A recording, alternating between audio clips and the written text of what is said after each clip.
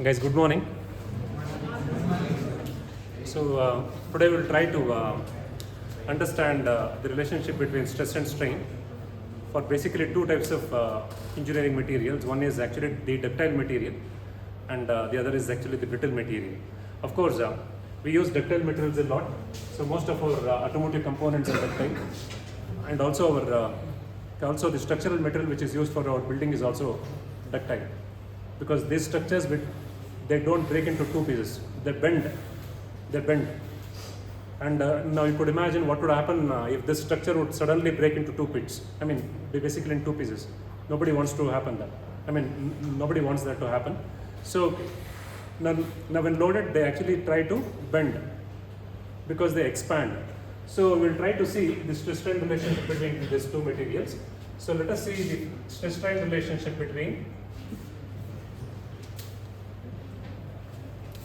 stress-strain relationship for mild steel. So usually they call it as ductile material, and only aluminum is an exemption, because aluminum slightly behaves in a different way. So we already know that Hooke's observed that there is always a relationship between the stress and strain, and it is linear up to elastic limit. So that means you know that stress is basically P by A, strain is actually dl by L. Okay, so for any material which is under the tensile load, so usually they conduct this experiment using a universal testing machine by using a tensile test specimen. Okay, as per the ASME standards, it looks like this. They have these two sides to grip it to the machine. You might have seen the UTM machine, the upper crosshead and the middle one. So you can actually grip it, and then you can actually expand it.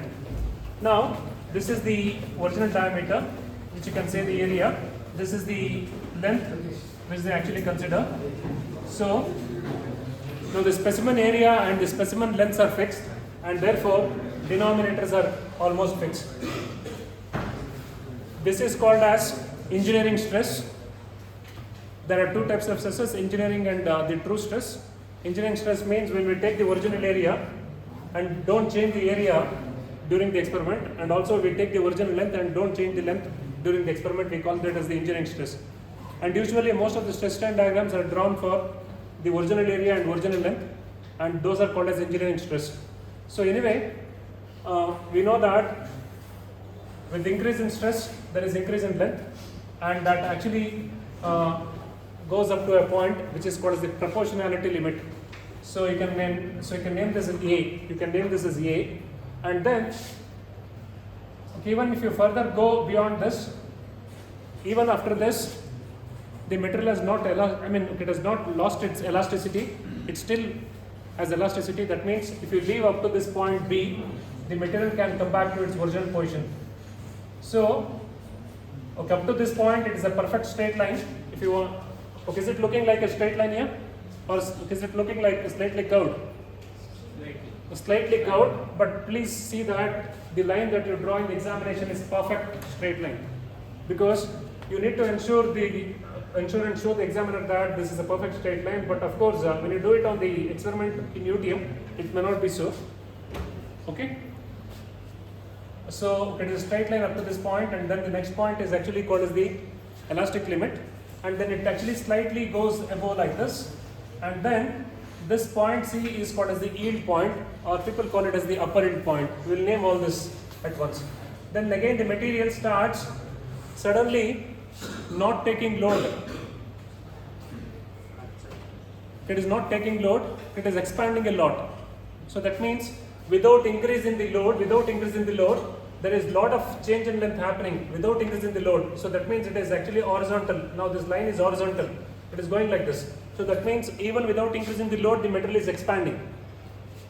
Okay, up to this point, with every increment in load, the material was expanding, and at this point, it started to expand more and more.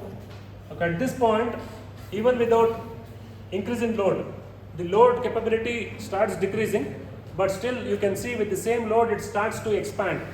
This is how a mild steel behaves. Okay, then again after some time the molecules now the molecules can't actually move apart beyond some point, that's called a strain hardening, and after that the material starts to again show some resistance to expansion. Again it starts to go like this, okay, it will start taking more and more load, and after some point here, so here some people call this as lower end point D, and here they call it as ultimate stress, and after the ultimate stress you will see that it is not able to take load anymore, and the load capacity starts falling and it finally fractures here at F. Now at this point E, what is happening is, basically if you try to zoom any part here, and see, and here at some point you will start to see that the cross section of the specimen is slightly reduced at some point. It may be some random point here, any point, it can happen. Suppose you can't see the material, if you actually thoroughly observe it through a microscope, you can see that there may be some small holes inside the material. Wherever it is weak, it starts to form a neck. Okay, so that means you know that there is a relationship which is called as the Poisson's ratio. Poisson's ratio is longitudinal strain by lateral strain. If you try to increase the length, there will be a decrease in diameter. So there will be a decrease in diameter here at some point where the material is weak, and once it starts to show some weakening here, no, it is called as necking. Neck is referring to our neck. Okay, so here you got a smaller cross section compared to head and the body like this. This portion is called as the neck, and this phenomena of trying to reduce, having some reduction in area, and that reduction area starts to become more and more. It starts to become more and more here, and at some point it actually breaks into two pieces. It forms a cup, it forms a cone shape like this and fails. This is a typical fracture in a mild steel. Every mild steel specimen fractures in the same way. It may fracture anywhere in between, but the way it fractures is the same way. It will almost fracture at an angle of 45 degree here, making a cone and a cup here. So this is how it happens. So let us name these points here. So can you say what is this point A? Can you remember? So elastic limit is this B. So A is actually the proportionality limit. Proportional means what? It is actually a straight line. So up to this point it is a straight line, proportional. So that means any increase in stress would lead to increase in strain by the same amount. It was proportional, so therefore it became a line. So this is proportional limit. So proportional limit. B is what? Elastic limit. And people will say this zone is called as the elastic zone. So that means within this zone, if you apply load and leave it, it will come back to its original position. And if you actually make the body to go beyond this point and you will leave it, by the time it comes down, it will come down like this. As it comes down, finally even without load, it would have actually retained some deformation here. If you apply too much of load on a handle of your bike, maybe it falls. Again, it will not come back to its original position because it has gone beyond this yield point. So this C point, the point C is called as the upper yield point. The point D is called as the lower yield point. I think, have you heard of this word yield? Yield is actually, basically people say it is actually the crop yield. Yes. I don't know, some people have used it in a very different way. Some people will say he was asking money from many days. Finally that guy could not refuse, he yielded. Yielded means what? So he actually gave away. So that means he yielded for his pressure. So something like this, it happens. It is the point, this material was being loaded continuously. Right now at this point the material is giving away. So that means it says, okay, I'm not able to take any load. It's giving away its capacity to take load, and suddenly the material starts to deform unnecessarily too low. by too much, even without increasing load. Okay, in fact, there is a small, drop in resistance the material can actually force for that. Okay, so can erase this to avoid confusion. Okay, so D point is the lower end point. What is E, man? Anybody remember this?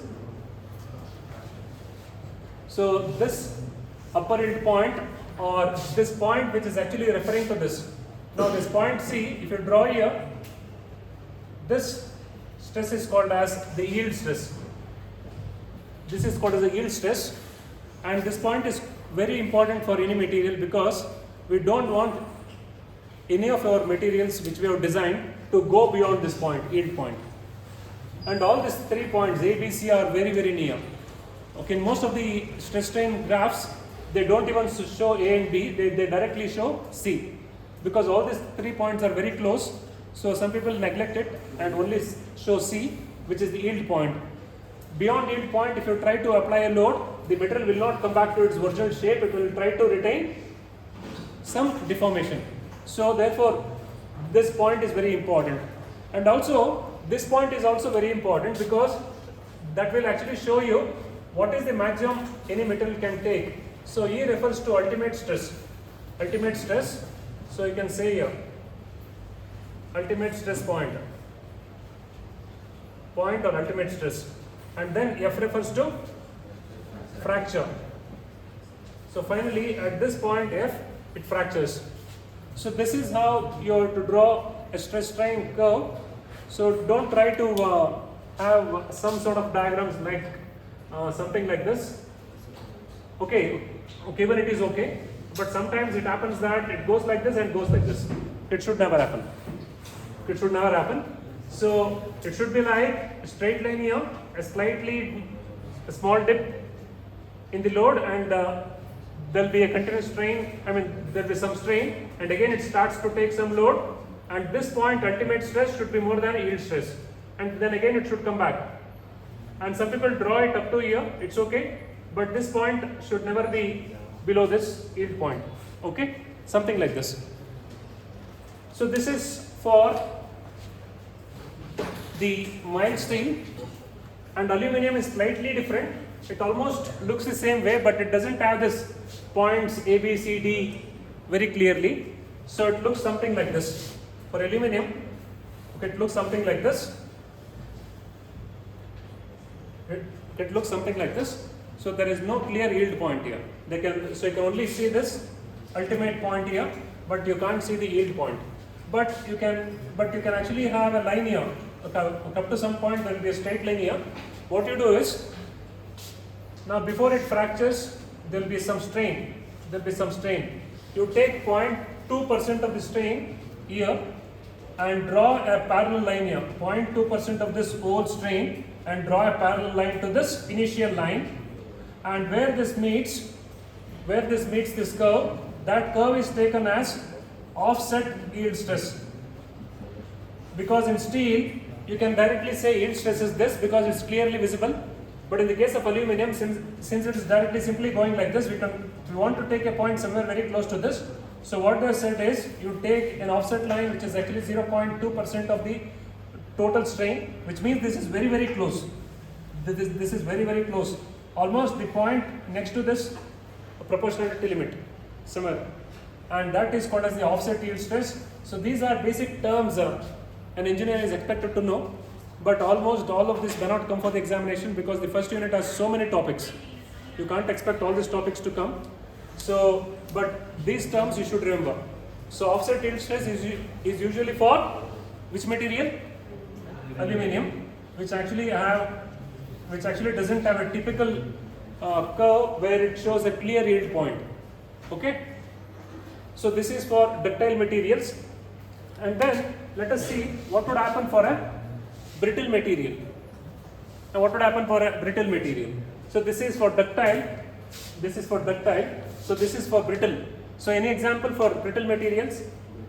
So cast iron, of course you said brick and glass and all that, but we are referring to structural materials which can be used in automobiles. So this is cast iron is an example for brittle material. So brittle material. And here also you will have stress, here also you will have strain, and you know that okay, when this cast iron follows Hooke's law, that means with increase in stress there is increase in strain. And now, do you think cast iron will have something like this? So can cast iron expand so much? So that means, will it actually expand so much and then break, or suddenly break? It will suddenly break. So cast iron doesn't actually have so much of strain before it fails. Cast iron hardly shows any elongation before it fails. Okay, so cast iron has got a straight line like this, and suddenly, is this seen? Guys, is it clear? Is this line seen? Okay, now suddenly you see that, okay, it may look like the proportionality limit. After that, it slightly deforms more and suddenly fails. Okay, suddenly fails. So this is the point F fracture. So this is, you can say this is the, so you can't actually call this as the yield stress because yield stress is not very clear.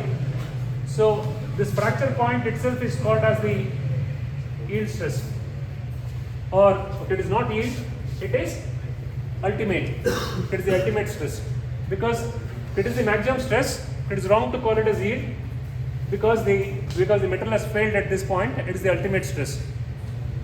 Okay, now you can see that now this cast iron has got only small amount of strain, and here the cast iron can be only loaded up to this point, which is without losing its elasticity.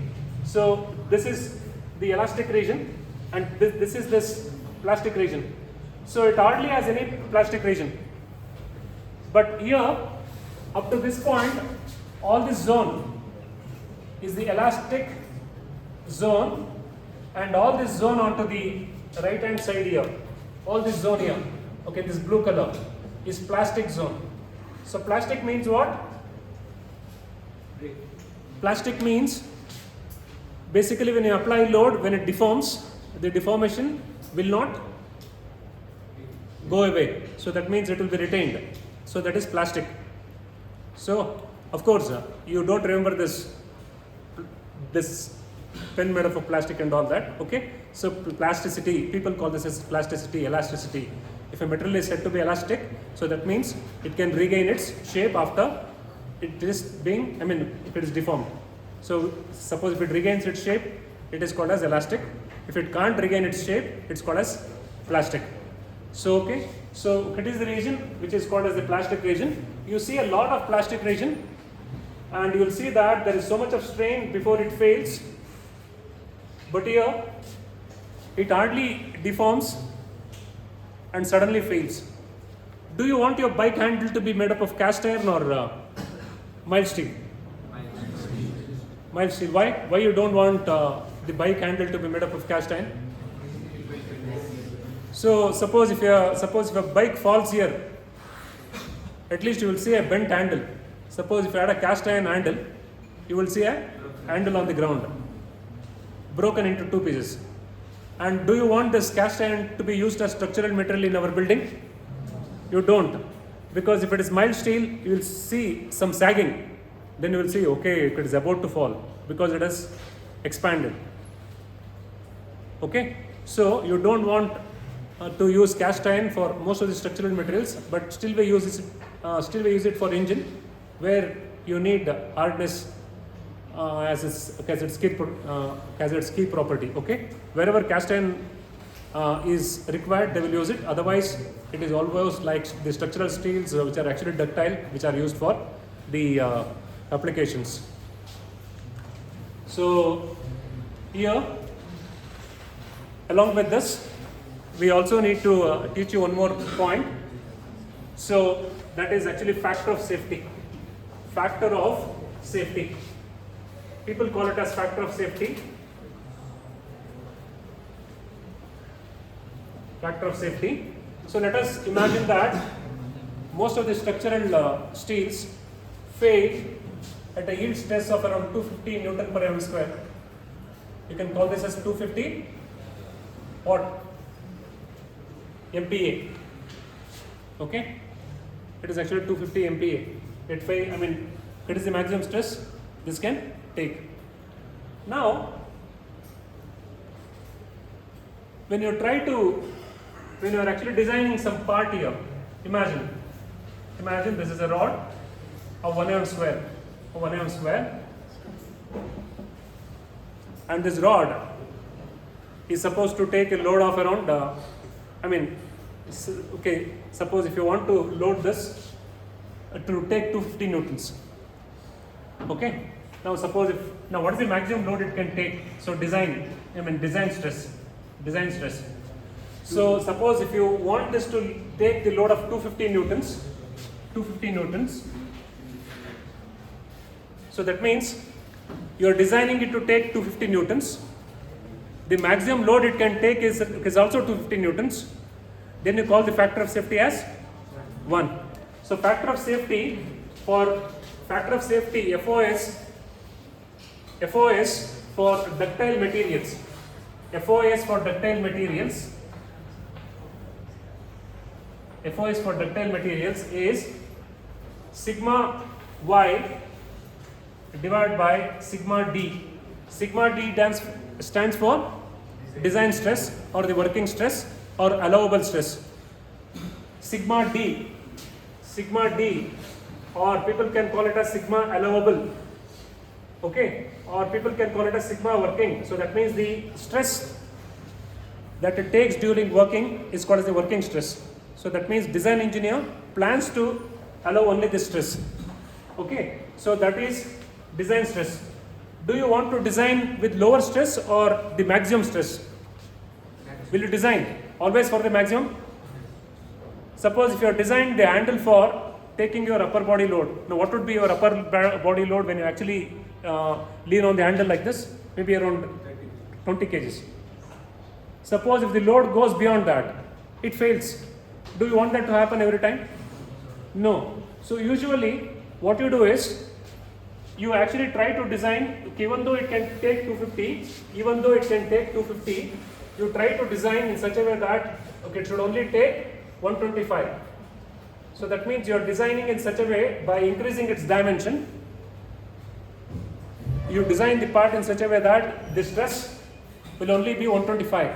In that case, what will be the formula? Now what will happen here? So this is 250 and design stress is 125. Factor of safety becomes 2. Okay, that means you are not sure what would happen. Some people may actually stand on it. Sorry, not stand. Maybe some people they do stunts. No, sometimes they do actually stunts on standing on the handle. It should not break at that point. So of course, the handle is not to actually stand on the handle. But some people who doesn't understand the importance, they may even stand and do some stunts. It should not. So anyway, the bike handle is not that where you don't want the weight to be very less. It's okay. A little bit of few grams of extra load, extra weight is no okay. Okay, they allow it. Okay. Now, so that is called as factor of safety is equal to 2. Now, sometimes some people actually try to increase the factor of safety too much. Is it okay or bad? Is it okay or is it actually bad? Not okay. Why? So suppose if you design the handle in such a way that at any cost it will not break at all. Even if it falls, it will not break or it will not bend. So then the handle will become too heavy. The handle itself will weigh around 5 kgs. A regular handle may weigh around 1 kg or 1.5 kgs. It will weigh around 5 kgs. Is it good? If the handle is bent, you can replace it. It's okay. So therefore, too much of factor of safety is also not good.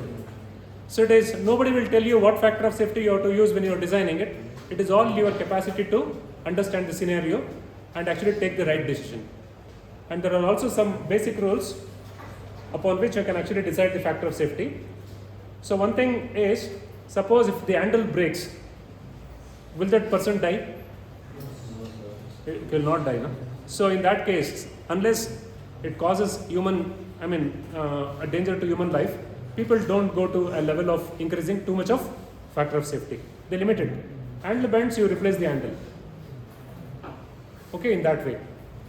Maybe you are actually hanging something from the roof as a art. That artwork has got around 300 kgs. So, okay, it has got around 300 kgs. You are hanging it. So 300 kgs means it will actually pull with a force of 300 newtons. Maybe I'll give you, instead of actually 300, I'll make it as 250. It will become easy for you to calculate. So 250 kgs means how much? 250 kgs is how much? 250. So that is 2500 newtons. How many mm square of area you need to hold it? Like if it, okay, suppose if it is a rod, how much of area you need? Suppose if you use actually 10 mm square, then the stress will be equal to 250 Newton per mm square. Okay, suppose if you use, instead of 10, if you use 20, stress will be equal to 125 Newton per mm square. In this way, you have to choose whether you want that rod to be 10 mm, area of 10 mm square or 20 mm square. Will you choose exactly 10 mm square? Maybe somebody who is cleaning the roof who will actually hold on to it and clean. It may happen, no? It may happen in engineering. It may happen. But you can't say that, sir, I am a very strict engineer. I knew that the load would be like the whole artwork which is hanging from the roof is just around 250 kgs. I just designed it for that load. So can you say that? You can't. Sometimes it can happen that sometimes the load may go beyond some value, and if it falls, it may fall on some people. It may actually endanger people. In that case, you choose higher factor of safety. That is actually factor of safety for ductile material.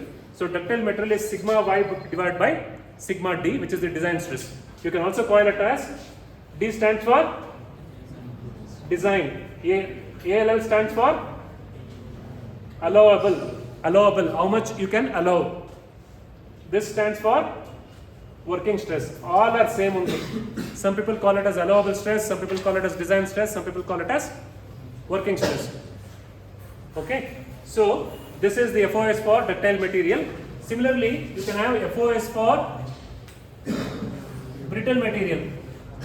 Any guess how this formula will change? Do I have sigma y in here? It's sigma u. It's sigma u divided by sigma d. Sigma d. That's it. No changes. Okay. So like this questions could be asked for 6 to 8 marks. They would ask you draw a stress strain diagram for a mild steel. So then you have to draw this and explain all these typical points. Then you should say up to this point is elastic. Now after this is plastic or inelastic, and also explain this brittle materials. The brittle materials doesn't have a huge strain. It doesn't actually go like this. It doesn't go like this. Okay, and hardly it actually expands. Without any expansion, it fails. That's very dangerous. If it expands, at least you can see if it's going to fail. Okay, here most of the structural materials almost expand by 30% of its original length. 1 meter rod can expand up to 30%. I forgot whether it's 30% or 3%. It expands by a large amount. As I remember, it's 30%. So it can almost expand up to the 30 centimeters before it fails. But in the case of brittle material, suddenly it fails. So as an engineer, you can decide what parts can be made by mild steel, what parts can be made by brittle materials. Okay, so you also understood factor of safety. So factor of safety is dependent on the situations. As an engineer, you should decide. Okay, sometimes you are actually choosing some materials for furnace. For furnace, you are trying to hold the furnace with some with some bars like this. Now the furnace is hung from a roof or something like this. Okay, of course it's a hypothetical situation. It will not happen that way. So can you actually have the same stress? So can you actually design it by the same area, which will give you 250 Newton per mm square, or slightly less, slightly more area? Now what stress you will go? What stress will, okay, will you go for factor of safety 1, 2 or 3 or what? You are trying to hold a furnace with some metal rods. You will go for 3. Why? Because you are holding a furnace. Furnace means what? Basically, it is not just weight, it's also heat. When it is hot, materials, will it be the same? Materials become soft. The materials will not be able to take the same load. Now this yield stress of 250 Newton per mm square is at room temperature. Suppose if the temperature increases, it may not take the same load. In that case, you should actually go for higher factor of safety. And suppose if you got a element for a suspension of a car, when the car is standing, the load on the suspension may be 1000 kgs. But when the car runs over a hump, the load can go up to 3 to 6 times the static load. Because you hit the hump and suddenly the car has to go up. So road is actually pushing the car above. Now the suspension system may take almost 6 times the load. So that means you have to actually design it for 6 times, or you should design it for the same, but you should take a factor of safety of 6, assuming that dynamic loads can be 6 times more or 4 times more. So most of the times when we actually design a building, when you are designing a building, will you take factor of safety very high or very low? Very high. Usually when you are designing a building, you don't take too much of factor of safety because buildings do not have dynamic loads. Buildings doesn't go over a hump, right? Nobody literally pushes the hump unless there is a big earthquake. Hardly people design for an earthquake. So the buildings are actually static, simply they are like this forever. So there is no increase in load, decrease in load. So loads are expected. Because of that, factor of safeties are kept very low.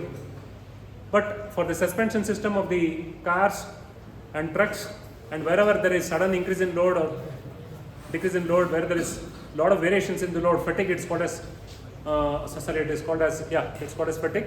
So that means because of cyclic loading, so it may fail.